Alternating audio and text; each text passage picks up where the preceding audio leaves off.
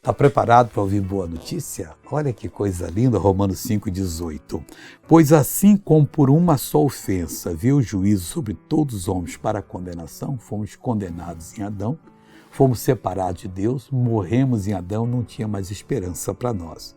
Assim também, por um só ato de justiça, veio a graça sobre todos os homens para a justificação de vida. Toda a humanidade tem a graça de Deus sobre ela. Até os bandidos, um missionário, basta eles se converterem, pedirem perdão, que a graça de Deus faz tudo, já está tudo preparado. Não vamos pular uma pessoa sequer, vamos pregar para todo mundo, seja ele agente da lei ou agente do crime.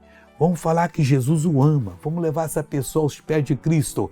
E ela, indo aos pés de Cristo, ela será muito abençoada e muito feliz, porque Deus fará isso na vida dela, em nome de Jesus. Veja essa pessoa que foi abençoada, eu já volto. Agora é você, amigo. Meu braço estava inchado, eu não conseguia segurar meu filho. Eu operei de um tumor benigno.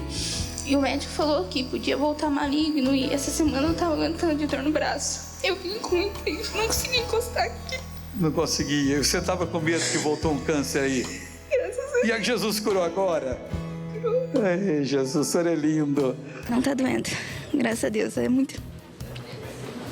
Eu agradeço muito a Deus. Estou curada. Voltei para orar com você agora, em nome do Senhor Jesus. Pai, para a tua glória. Eu oro por essa pessoa que não te conhece, que não sabia que a tua graça está sobre ela.